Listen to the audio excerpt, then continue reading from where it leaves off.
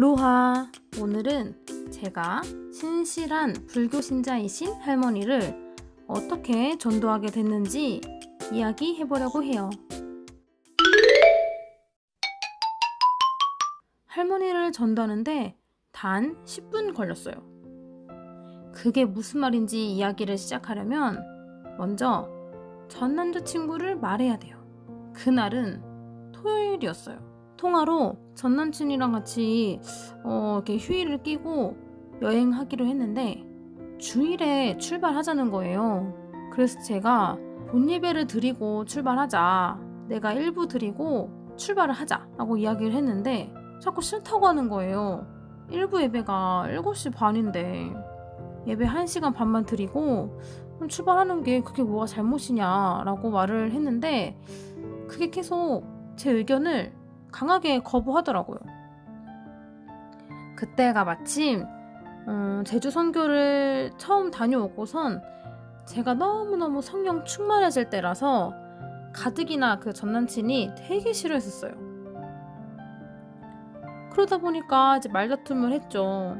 내가 다 너에 대해서 오케이 해도 교회에 관련된 거는 건들지 말라고 했는데 왜 자꾸 이 영역을 건드냐, 내가 너한테 뭐라고 했냐 라고 했던 기억이 나요. 근데 그렇게 막 다투고 싸우면서 통화를 하고 있는데 갑자기 커다란 철문이 보이는 거예요. 분명 저는 눈을 뜨고 있는데 눈앞에 진짜 엄청 큰 철문이 느닷없이 보였어요. 얼마나 큰지 손잡이도 한참 위에 있어가지고 아무리 점프를 해도 도저히 잡을 수 없는 높이에 있던 거예요. 게다가 그 문이 얼마나 열리지 않았는지 녹이 쓸고 손잡이 부분도 누구 하나 만진 흔적이 없는 오래된 느낌이었어요. 근데 그 문을 보고 나니 이걸 내가 열 수 있나? 라는 생각이 바로 들었죠. 네, 그게 그 문이 전 남친의 마음 문이었던 것 같아요. 그 문이 열려야지 복음이 들리고 전도가 될 텐데 그 문은 제가 도저히 열 수 없더라고요. 그때 하나님께서 너가 이 문 열 수 있어? 라고 물어보시더라고요. 실제 음성은 아니고 마음을 통해서 하나님께서 너가 이 문을 열 수 있냐? 라고 물었죠. 저는 그 문을 보고 도저히 내가 열 수 없는 부분이구나. 저걸 내가 어떻게 열어? 라는 마음? 그런 대답? 하여튼 그랬어요. 그리고 이 문을 보니 여기까지구나, 이 친구와는. 이제 이 친구와는 인연을 맞춰야 되는구나 싶어서 그냥 싸우다 말고 헤어지자고 말하고 전화를 끊었어요. 근데 몇 번 이 친구랑 많이 다투기도 해서 헤어지자는 얘기를 되게 많이 했었는데 그때는 그렇게 마음이 아팠는데 이번에는 생각보다 마음이 덤덤했어요. 그 당시 셀 리더 언니랑 통화를 하면서 이런 상황을 말했던 기억이 나요. 그때도 되게 덤덤하게 말했던 것 같아요. 다음날 주일이 됐죠? 주일에 똑같이 청년부 예배를 드리고 있는데 참 속상한 거예요.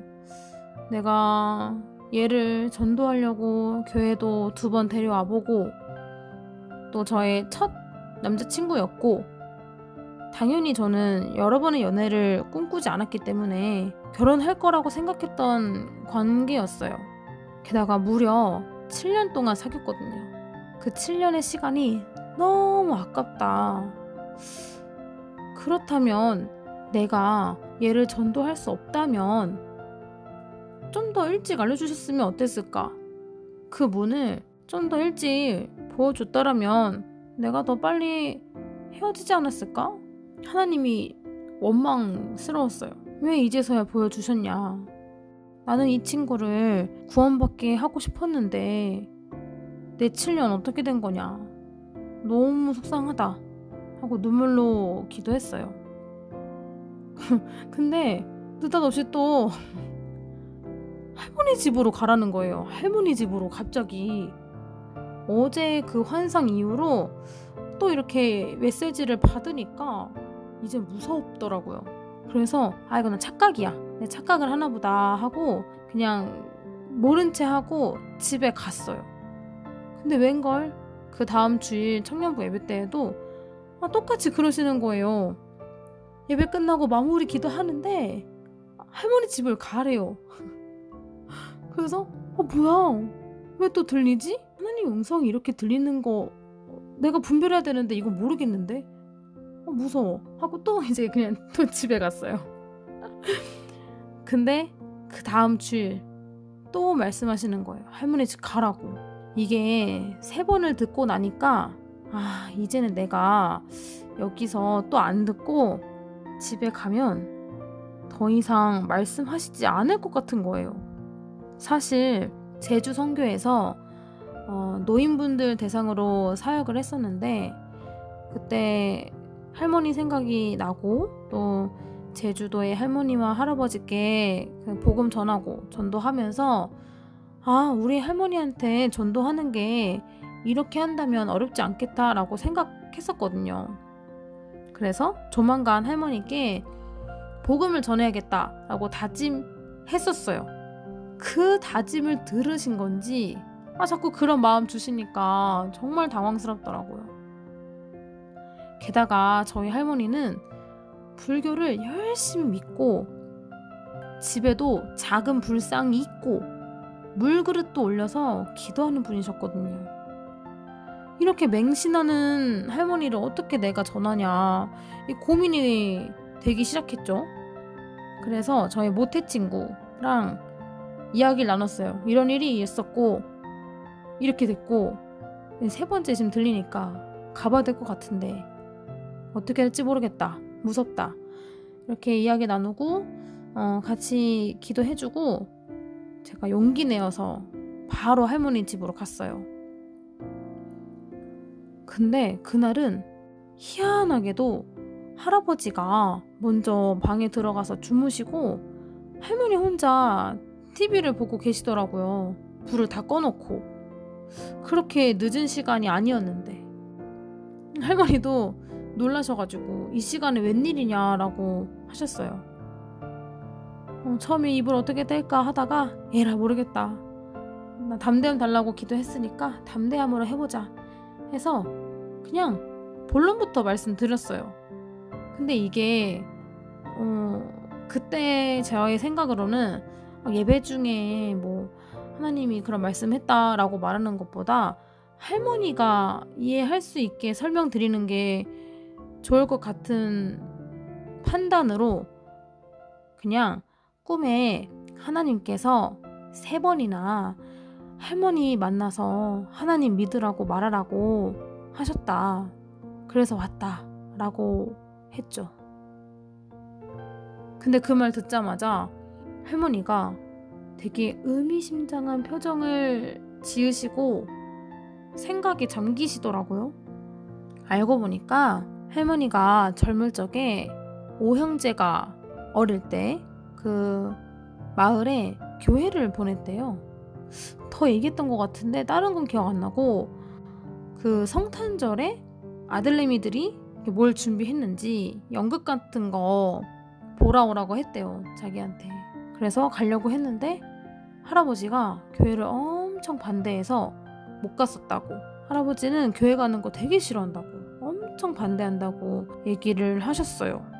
그리고 시골에서 올라와서 동네 아줌마가 교회 가자고 이렇게 하신 분도 있었는데 몇 번 거절하다가 왜냐면 할머니는 가고 싶어도 할아버지가 못 가게 하니까 어떻게 용기 내서 교회를 갔더니 목사님 설교가 하나도 안 들어오고 오히려 목사님을 부정적으로 보게 됐더래요.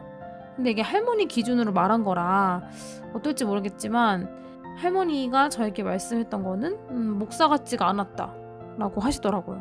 그냥 약간 모순적인 모습을 보신 것 같아요. 잘 모르겠지만 그래도 그냥 하나님 한번 만나보고 싶어서 새벽 예배도 나갔었대요. 근데 전혀 들리지 않아서 그냥 그 이후로 교회를 안 갔대요. 제가 알던 할머니 삶 외에 이런 일이 있을 거라고는 전혀 생각 못했고, 나중에 이제 엄마한테도 여쭤보니까 모르신다고 하더라고요. 전혀 가족들에게 말하지 않았던 내용을 듣고 나니까 하나님이 왜 복음을 전하라고 하셨는지 그 이유를 알겠더라고요. 그래서 영접 기도를 하고, 또 이제 영접 기도를 하고 나니까 그럼 교회를 언제부터 가자고 하지? 라고 속으로 생각하고 있었는데, 그래도 이미 복음 전한 거, 하나님 믿기로 한 거 다음 주부터 오면 좋겠다 라고 이제 속으로 생각하고 있는 그 순간 할머니가 먼저 다음 주부터 바로 가자라고 하시더라고요. 그때 진짜 완전 신기했어요. 그리고 이제 마지막으로 저에게 했던 말씀이 있는데 그게 참 잊혀지지가 않아요. 너가 나를 구원받게 해줬구나 라고 하시는데 이렇게 눈물이 나더라고요. 그리고 다음 주 주일 할머니와 함께 2부 예배를 같이 드렸어요. 저는 항상 예배당 앞쪽에 앉았기 때문에 할머니께 부담 되시겠지만 앞에 같이 앉자고 말씀드렸어요. 예배 찬양할 때랑 기도할 때는 조금 어색해하는 모습을 보였는데 담임 목사님이 설교를 시작할 때 계속 우시더라고요. 옆에서 보는데 당황스럽기도 하고, 또 한편으로는 말씀이 들리시나 보다 하는 마음에 기쁘기도 했어요. 예배 끝나고 오늘 어땠어요? 라고 여쭤보니까 너무 좋다고 하시는 거예요. 그동안 들리지 않았던 말씀들이 여기 와서 우리 교회 목사님 설교를 들으니까 너무 바로바로 이해가 된다고, 너무 좋다고 기쁘게 말씀하시더라고요. 그날 이후로 쭉 교회에 같이 나와서 예배를 드렸는데 정말 할머니가 저희 목사님께 완전 반했는지 마음에 드셔가지고 매일매일 목사님 칭찬하시고 또 설교 칭찬을 그렇게 해요. 물론 계속 지금도요. 잘생겼다, 너무 보기 좋다, 다 맞는 말씀만 하신다, 이런 식으로 항상 감탄하시고 칭찬하세요. 설교 도중에 성경 내용을 이제 설명할 때도 진짜 하나님께서 할머니께 들을 귀를 허락해 주셨는지 끄덕끄덕 하시면서 이해하는 모습을 보이기도 했거든요. 또 예화를 들려주면은 또 혼잣말로 맞지 하면서 맞장구를 또 치시기도 하고요. 아쉽지만 지금은 코로나로 인해서 예배를 드리지 못하고 있는 상태예요. 교회에서 주신 그 목사님 설교 모음집 오디오를 할머니께 건네드렸는데 그날 이후로 계속 그렇게 들으시나 봐요. 최근에 입원했을 때에도 저희가 코로나로 면담을 전혀 못했는데 그 말씀 오디오를 들으시면서 시간을 보냈다고 하더라고요. 또는 제가 노트북을 가져가서 설교 영상을 보여드리는데 또 이제 금요철야 말씀은 또 엄청 길거든요. 무려 1시간 반? 1시간 이렇게 되는데 그거를 집중해서 들으신답니다.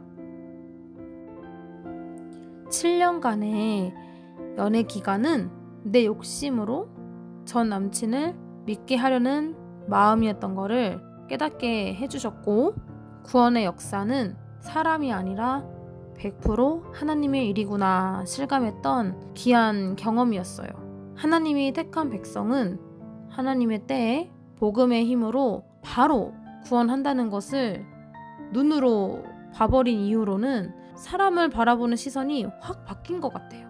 오늘 이렇게 짧게나마 제 삶에 하나님의 모습을 전하는데요.